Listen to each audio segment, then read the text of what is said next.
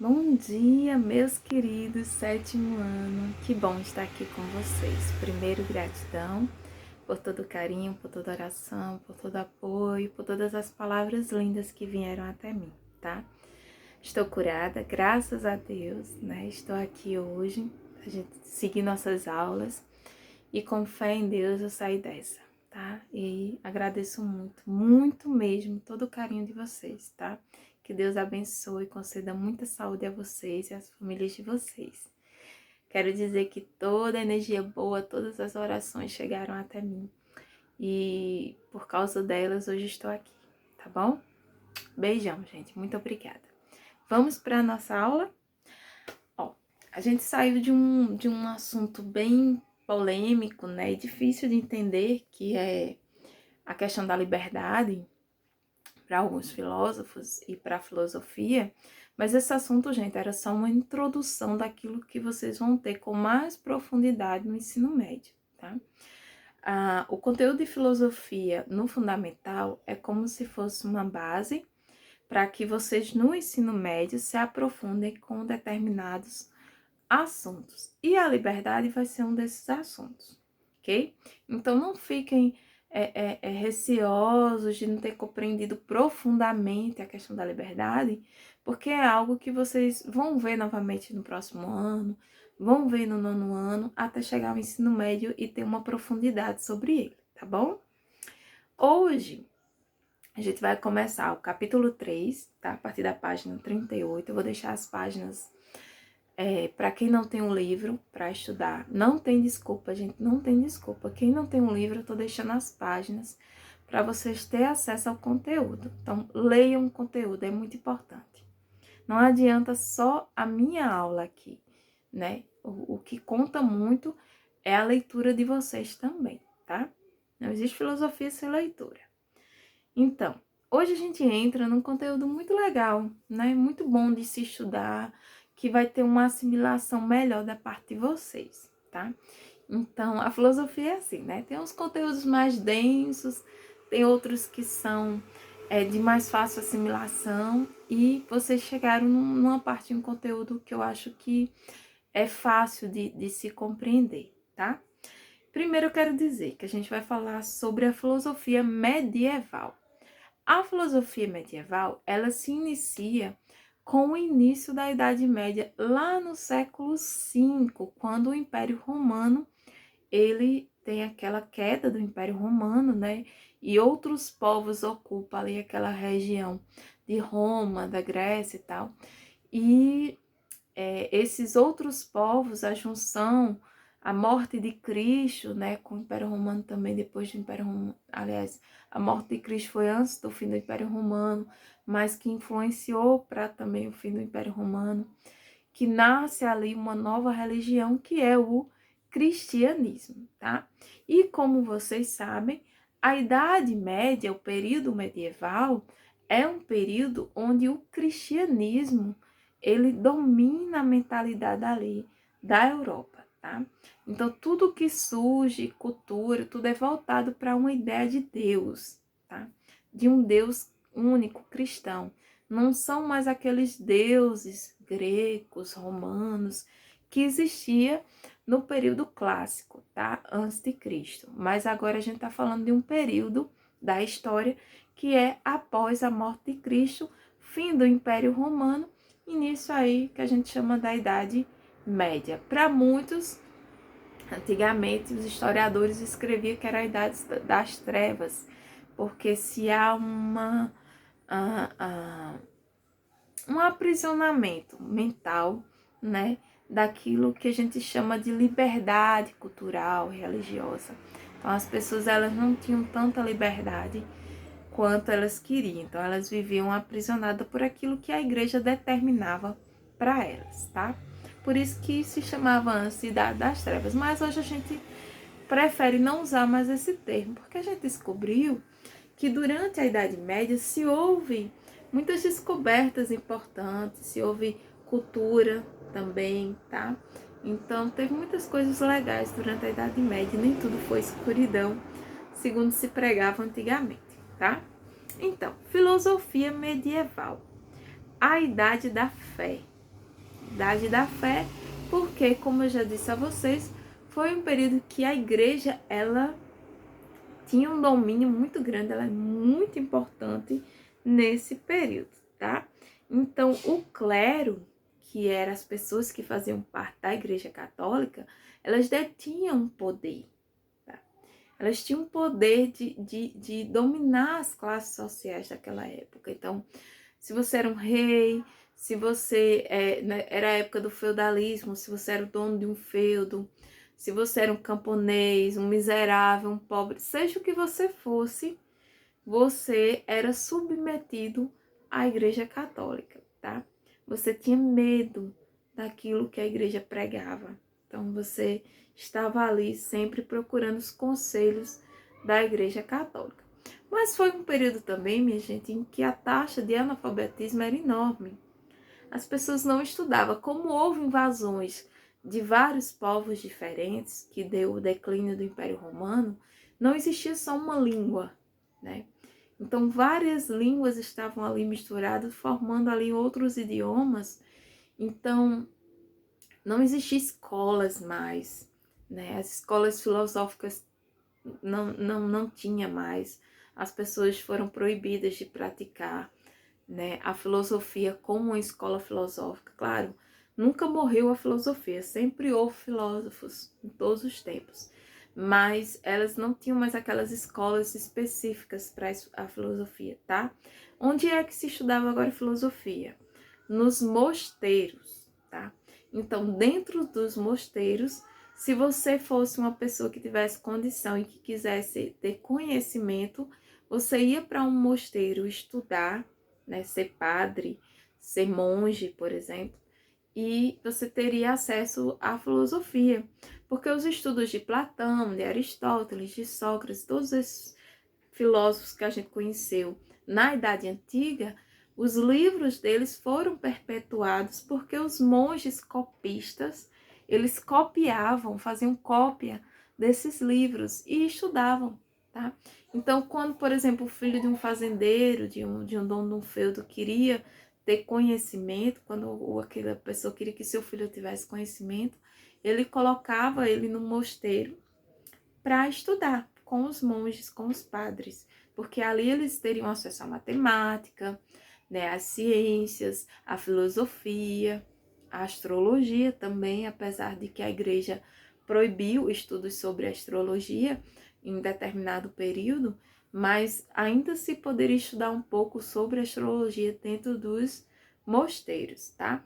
Alguns livros foram inclusive proibidos pela Igreja Católica de serem estudados. E aí eu indico o filme O Nome da Rosa, por exemplo, é um filme muito bom desse período. Se você quer entender esse período, O Nome da Rosa, ele traz, né, a história de monges copistas também ali, de crimes que aconteciam dentro de um mosteiro, por causa justamente desses livros que eram considerados livros proibidos pela Igreja Católica, porque eles falavam de astrologia, eles falavam de ciência, de filosofia profunda. Então a Igreja Católica via isso como uma ameaça àquilo que eles pregavam, tá bom? Estão entendendo?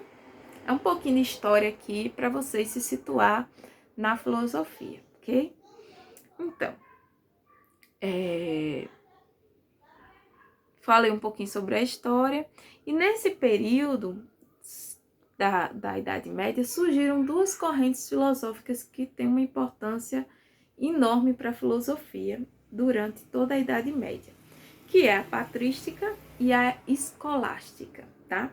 Hoje a gente vai falar sobre a patrística. Na próxima aula eu vou falar para vocês sobre a escolástica, para deixar bem claro a função de cada uma delas. Lembrando que são duas correntes filosóficas, tá? Da Idade Média, patrística e escolástica. Patrísticas, ela tem esse nome que vem de padres.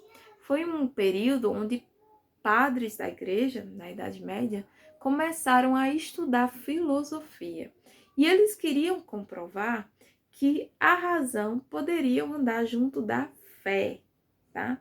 Então, esses padres, através dos estudos dos filósofos da antiguidade, Eles queriam comprovar isso, tá? Que a razão, ela poderia sim andar junto da fé. Então, no início da Idade Média, se houve uma distinção entre o que a filosofia pregava, que é a razão, com a questão da religião. Mas, com o nascimento da patrística, por isso que essas correntes elas são importantíssimas na Idade Média, retorna-se o estudo da filosofia como uma corrente importante para que você possa entender esse ser humano na Idade Média. E que possa entender que a fé pode andar junto realmente da razão. Foi por causa da patrística que a Igreja Católica conseguiu perpetuar seus ensinamentos até os dias de hoje. Por quê?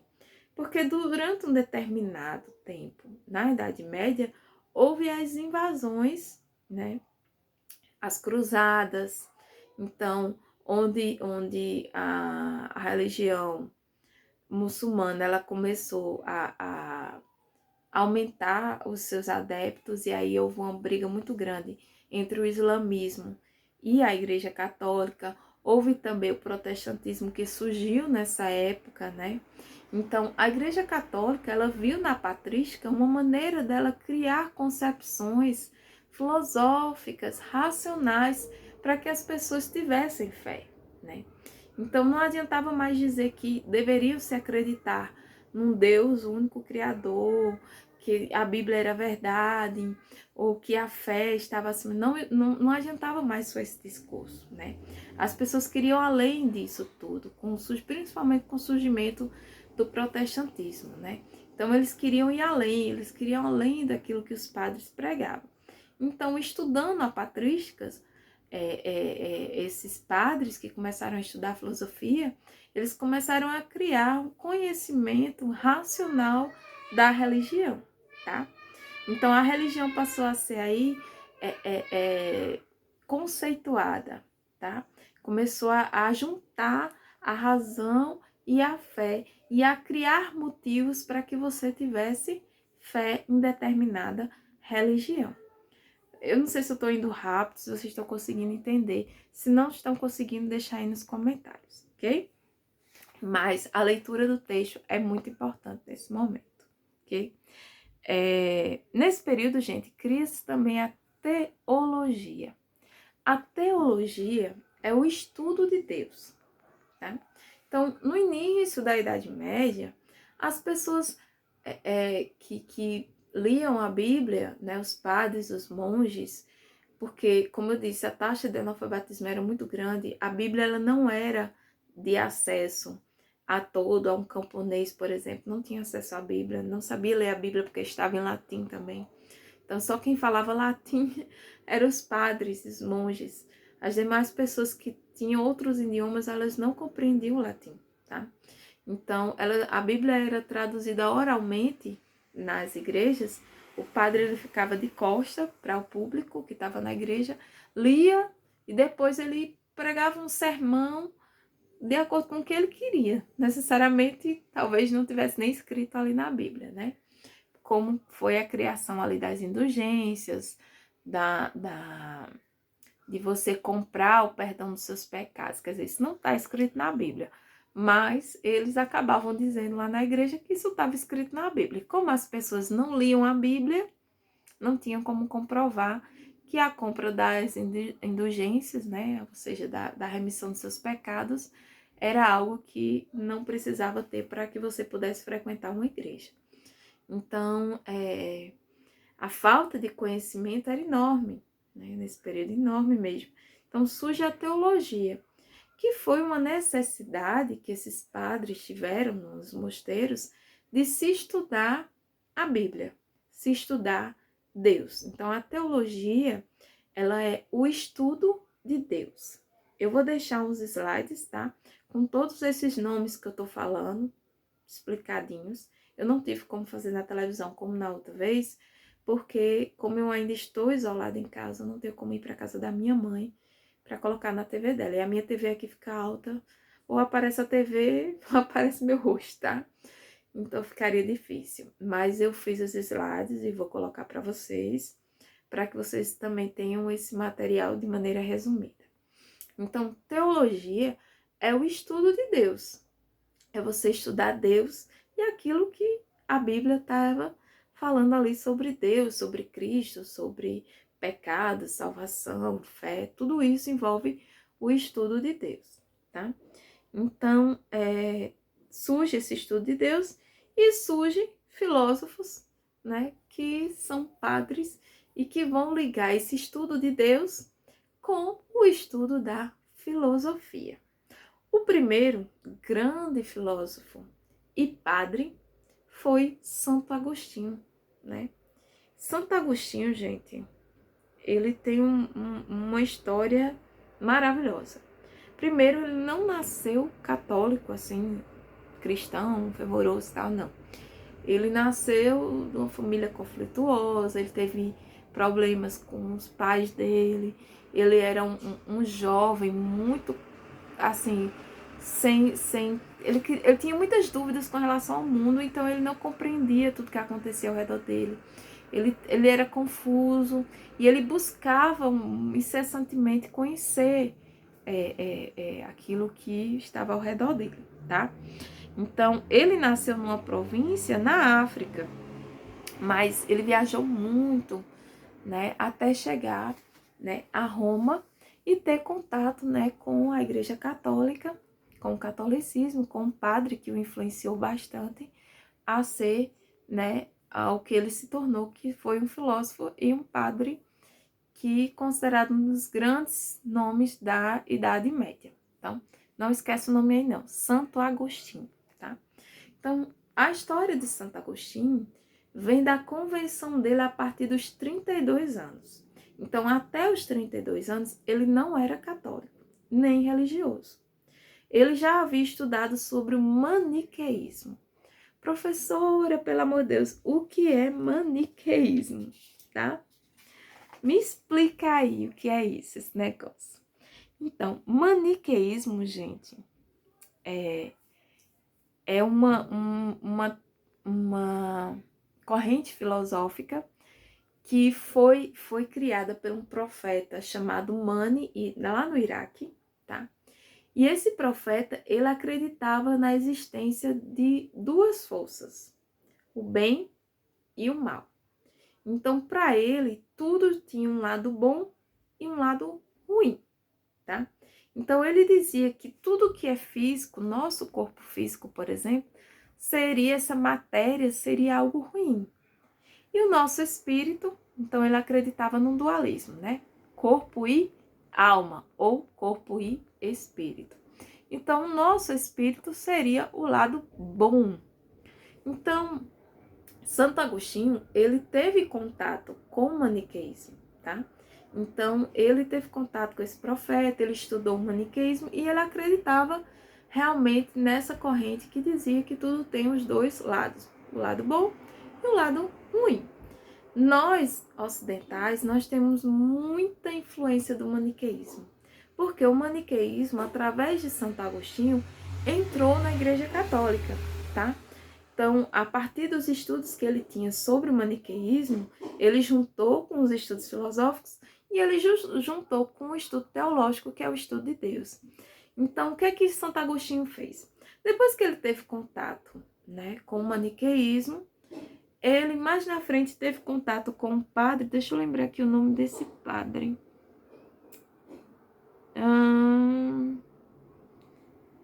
Não tô lembrado o nome do padre aqui, mas tem o nome do padre aqui em algum lugar, tá, gente? Depois eu vou dar uma olhadinha onde tá o nome do padre. Então, esse padre fez com que, sim, Santo Ambrósio, o nome dele, fez com que esse padre até se tornou santo depois também.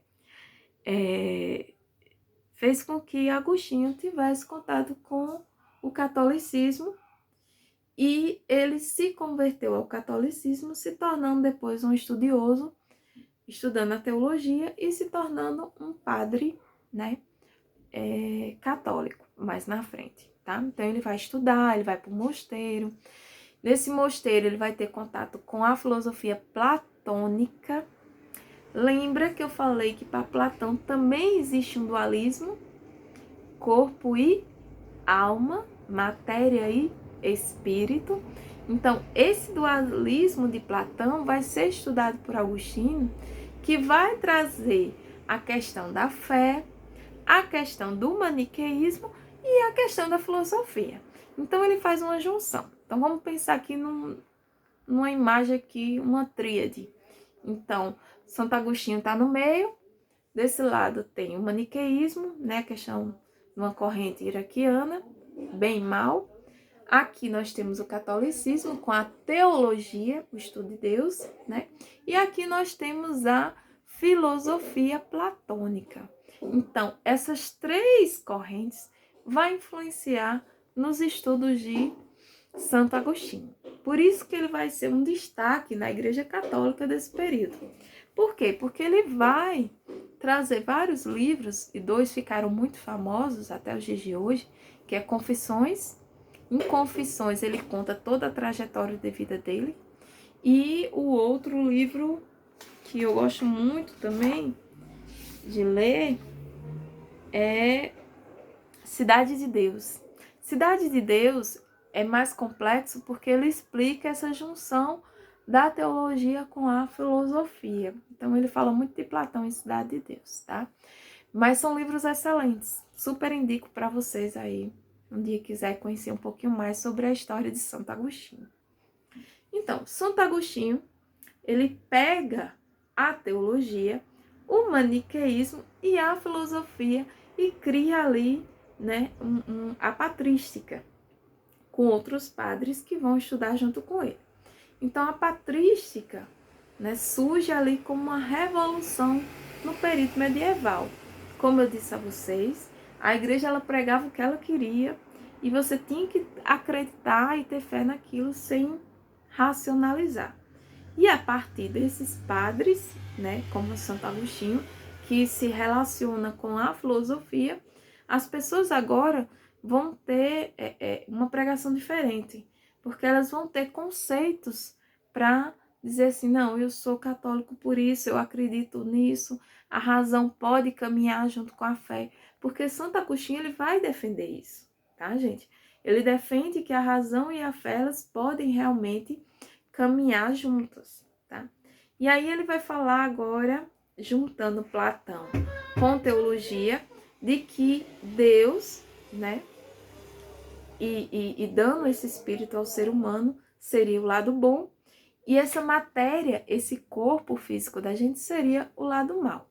Então ele junta o maniqueísmo com o catolicismo falando isso, tá? E aí é uma junção também da filosofia platônica. Então Deus deu um lado bom e um lado ruim para a humanidade. Então, o lado bom é o lado espiritual, é o lado que nos leva à fé. E o lado ruim teria sido essa parte física, que para Santo Agostinho, ela é corruptível, ela é falha, ela tem pecados, e isso ele explica lá em Cidade de Deus. Todas essas características que o homem teria de mal e todas as características que o homem teria de bom, tá? Gente, eu sei que é muita informação, muito conteúdo. Eu espero estar sendo clara para vocês, tá? Tinha até mais coisas que eu queria falar hoje, mas o vídeo tá ficando muito longo e aí eu vou deixar para a próxima aula para a gente continuar. Mas o que eu quero que vocês entendam é que o surgimento da patrística é o surgimento de uma filosofia medieval, tá? E que esse surgimento teve como principal líder Santo Agostinho, tá? Que teve influências filosóficas, teológicas e maniqueístas. Eu vou fazer um exercício aí para vocês memorizar melhor tudo isso, tá bom? Outra coisa que eu quero que vocês entendam é que esse maniqueísmo levou Santo Agostinho a defender a questão da alma e do corpo.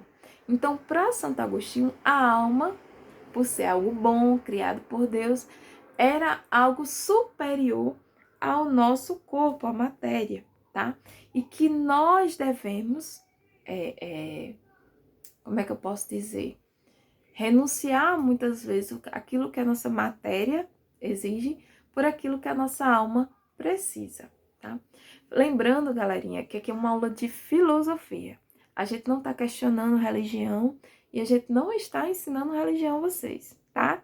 Apesar da gente estar falando do catolicismo, daquilo que prega, mas é importante que eu fale para que vocês entendam o que Santo Agostinho, né, fez dentro da filosofia medieval, tá? Mas não é falando da religião como uma pregação de religião a vocês, tá? É apenas para que vocês compreendam a religião, para compreender a filosofia medieval. Não tem como eu dar essa aula sem fazer essa junção, sem explicar um pouco a vocês essa ideia medieval do catolicismo, tá bom? Então, lembrando que não é uma aula de religião, é uma aula de filosofia medieval, ok? Espero que vocês tenham entendido. Sei que é muita coisinha, mas eu vou deixar um exercício para que vocês exercitem essas informações que eu passei hoje, tá? De maneira bem clara, bem simples, para que essas informações fiquem, para que vocês compreendam mais na frente, quando eu der continuidade a gente estudar escolástica, tá? E a gente ainda tem muito para falar aqui de Santo Agostinho, muito mesmo, pelo que eu tô vendo no conteúdo, muita coisa legal. Inclusive, a gente vai falar um pouquinho do livro Confissões, né? E algumas heranças do helenismo que vocês vão entender mais na frente, tá? Beijão, gente, mais uma vez, gratidão por essa aula, né? Que vocês estejam todos bem, né? E deixa nos comentários quem assistiu a aula. Não esquece, lembrando que tem que assistir a aula e depois comentar. Não adianta olhar para minha carinha e dizer que assistiu a aula, tá? Assistir a aula completa aqui. Eu tô vendo quantos minutos essa aula tem. Já tá em 27 minutos. Então, não adianta entrar e dizer, já assisti, professora, tá? Tem muita gente fazendo isso.